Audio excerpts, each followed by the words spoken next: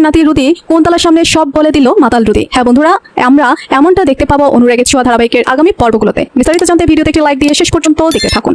সবার সামনে রুদি যে রূপার সাথে নোংরামি করছে, রূপা সেটা বুঝতে পারে। রুদি নোংরামি করে রূপাকে বলতে থাকে, রূপা তুমি আমাকে আশীর্বাদ না করলে আমি কিন্তু তোমার পা কিছুতেই ছাড়বো না, আশীর্বাদ তোমাকে করতেই হবে। রূপা বুঝতে পারে তাকে চালাকি করে রুদিকে উচিত শিক্ষা দিতে হবে, তাই হাত থেকে ওই কাঁসার থালা গ্লাসটা রুদির মাথার উপর ফেলে দেয় এবং রুদির মাথাটা কেটে যায়। সবাই বলতে থাকে, রূপা তুই এটা কি করলি? রূপা বলে যে আমি কি করবো বলো তো, রুদি তো আমার কাছ থেকে আশীর্বাদ চাইছে, একটু বেশি আশীর্বাদ করে ফেললাম। আসলে ও তো পাটা ছাড়তেই চাইছিল না, তাই না রুদি? রুদি বেশ খেপে যায়। রূপা তার মাথায় আঘাত করেছে তার জন্য, এবং রূপা যে ইচ্ছে করে করেছে তাও রুদি বুঝতে পারে। রুদির মাথায় ওষুধ লাগানো নিয়ে ব্যস্ত হয়ে যায় সূর্য সহ সবাই। অন্যদিকে দীপা রুদির জন্য এক গ্লাস দুধ রেডি করতে কিচেনে চলে যায় এবং ওই দুধের মধ্যে ভাঙ মিশিয়ে দেয় দীপা, আর ওই দুধটা জোর করে রুদিকে খাইয়ে দেয়। দীপার ভালো মানুষ দেখে সবাই অবাক হয়ে যায়, সাথে মিষ্টিও খাইয়ে দেয় দীপা। রুদি এই ভাঙ খেয়ে মাতাল হয়ে যায় এবং মাতাল হয়ে রুদি বলতে থাকে, আমার মম সব শেষ করে দেবে, সব শেষ করে দেবে। শুনে চমকে যায় সেনগুপ্ত বাড়ির সবাই। এরপরে রুদি মিউজিক চালিয়ে উল্টোপাল্টা নাচতে থাকে। দীপা ভাবতে থাকে একটু বেশি বাড়াবাড়ি হয়ে গেল না? তো দীপা ভাবে যে রুদিকে হাতিয়ার করেই তাকে ওই কুন্তলাকে বিয়ের আসরে হাজির করতে হবে। রুদির বাবাকে সূর্য সহ সবাই বলে যে আপনি বাড়ি চলে যান, রুদি এ বাড়িতেই থাক, আমরা যখন বর আনতে যাবো তখন রুদিকে নিয়ে যাবো। সূর্য বুঝতে পারে দীপা কিছু একটা করেছে, তাই সূর্য দীপাকে বলে, দীপা রুদির এই অবস্থা কি করে হলো?